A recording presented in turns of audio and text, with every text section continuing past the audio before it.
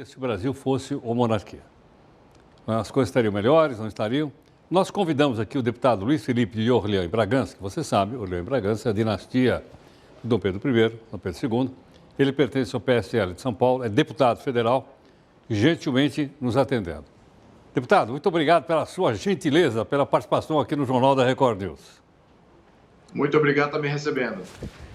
Vou começar com uma pergunta, deputado. A queda do Império foi um processo revolucionário ou foi um golpe de Estado?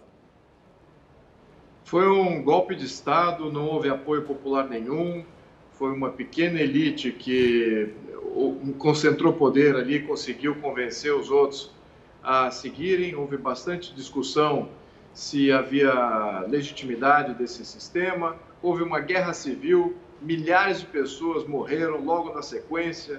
O país se endividou, quebrou, perdeu a estabilidade fiscal, corrupção foi imediato, inflação foi imediato.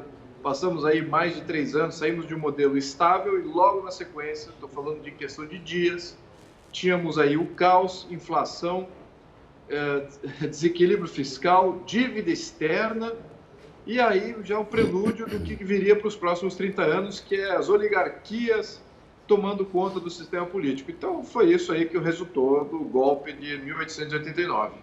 Ô, deputado, na época do Império, também não eram as oligarquias que dominavam o país? Bem, sim, absolutamente. As oligarquias estão sempre presentes em todo o sistema político.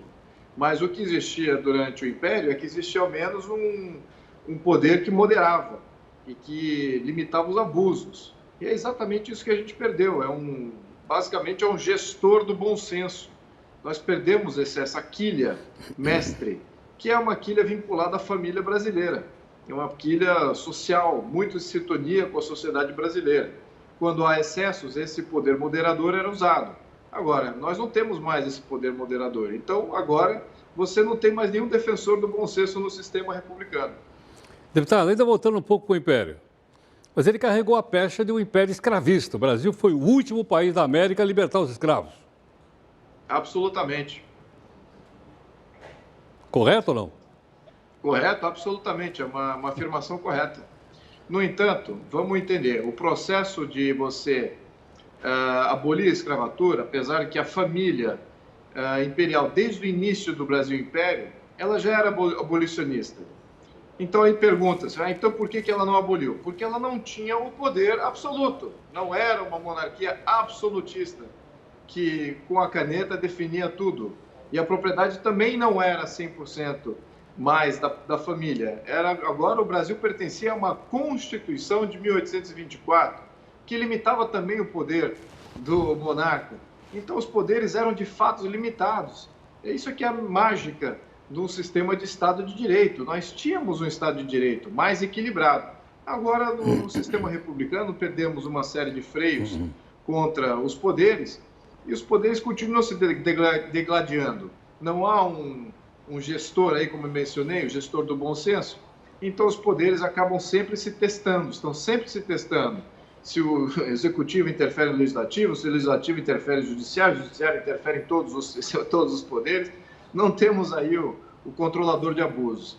Bom, então, voltando aqui à questão da escravatura, foi um processo gradual. Foi um processo gradual, assim como foi em todos os outros países que foram abolindo a escravatura. Todos os outros países aboliram de uma maneira gradual.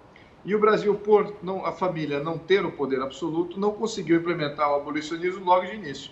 Então, teve que jogar o jogo político de acordo com o que a sociedade, os conservadores e os liberais, aquele jogo político entre os dois, determinavam.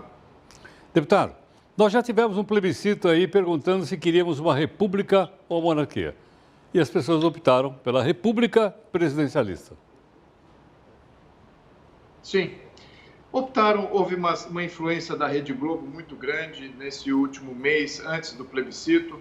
Não foi o que eu diria uma interferência positiva, fizeram proselitismo em causa do presidencialismo, mas eu não sou favorável a um novo plebiscito com relação a esse tema, não. Ao menos não no momento atual.